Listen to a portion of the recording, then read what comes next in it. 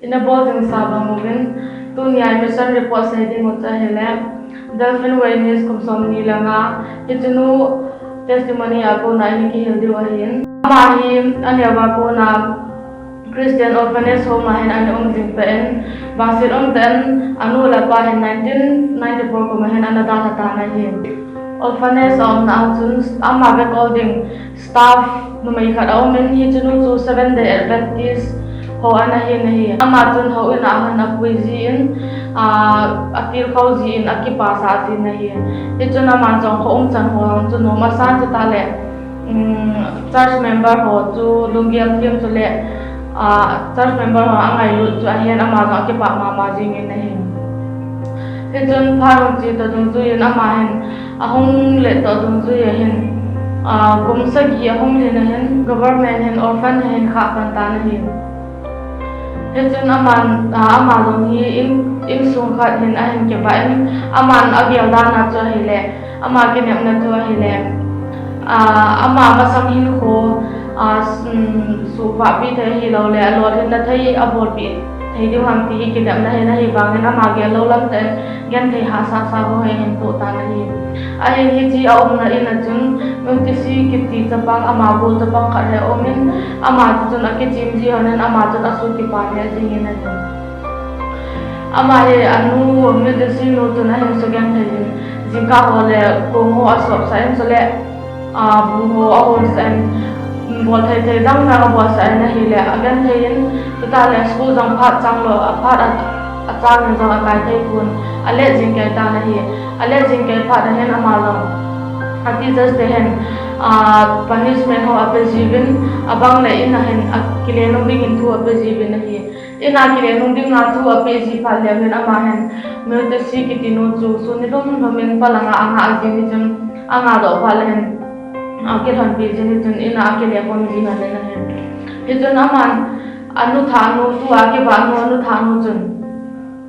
ima jau se boina ho jau se hi ama ko na hi to hen a hi bang ni ma cha lo di po na hi he chun phang ti to dung ju hen ama anu thanu chun again thai na ho he ta han nan abra ta na ho hi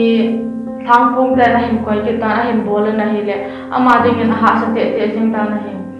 he chun ama he tin anu thanu chun delphin ko mai tin se ni hi kacha long na hi poi ta le kasunga pim kacha long na hi poi ti hin an house ji na hi chun ama nam lum na ta in hin ko a hin man tau pe ta na hi pha hong ti na hi la mai jong a hong khang le nen kum som le thum hong hi hin exam hi nei ta be na hi ji exam thim ki ba na chun a hong pass tan a hin bang sit ten nu ti si na te chapang nu chu a hong fail tan hi in a ki le hon na in a run hen anu chun medicine no chun khat dolphin a pass ji chun MC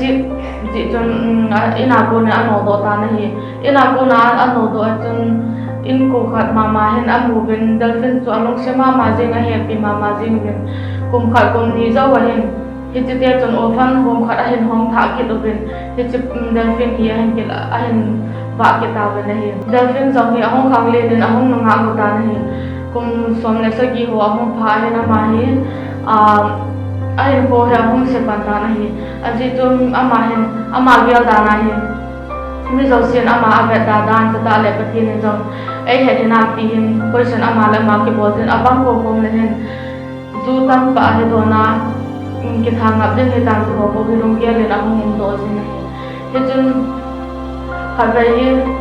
namata ki ti street na hen ava le ri a hi le lam ki ko ma chun evangelistic meeting khat an omen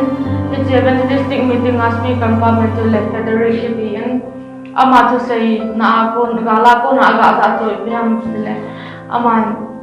nai no ko pom pi pa kaya la pi din ha ma hi lo le nai no ko lui to ta ne ta to na oma a hi lo le kisim tha na nei lo he la le sin ho la tha no na hi na man ding ham ti to hum kisai king en he le delphin jong chun ama adi mo mo nga kisai dan akela pai jing in hi chun agela gel jing en hi Hichi evangelistic meeting bolte to 7-day Adventist an hi na hi. Hichun speaker pa ki muto piin aboy na zo si asay na hi le chun speaker pa chun ataw pi na hi. Ataw pi zo zo chun Amazon ki pa na thagaw thingin an polin ahong ki pa mama jing in hichun nidang to te ding in zam zo a imut nom na pe na hi tin asen hi. Hichun hafta thumu tabang he evangelistic meeting wo ahong ben Amazon Patino si Nazalin ni Zasonga baptize ki bolna la atana hong pang thai ta na hi. Hichin hichi evangelistic meeting ki nei jo abon bona baptize sang ni la khala sang so mi bala hi in hichi la ajo Amazon azawin hichin aman ahong khale ne ne kum som ni la nga ho he hong ta na hi kum som ni la nga hong hi hin baptize ahong changtan ajan na hi tu ya ke phumlu lu na ahong do achun pathian hagaw thingin a hin bolin hagaw wa ke pan an re ta le lungthima hin masanga aboi no ho zo si ta be ta na hi dalfen hin khut chim thil ho bolin ne na cha he chin an ki ho to be sin na hi he chun Amazon pathian na to ho he a hin panin ta le nu la pa nei lo ho ki thopi na ho ahin panin amana sai na chu pathin pakai Yesu ri nu la pa nei just sun ta le ni happy the mi ngai de thi mi ti na sai ni ja kon chi dalfin when ni sa ku se ma ko na hi lo te to i pya mi di le khang do mi ven nu la pa nei lo tam pi ding a hi in chaga gan thai ding hin ai hon i biti i ki thopi thai ham khang do mai ho ding a chona lin ta hi ki pa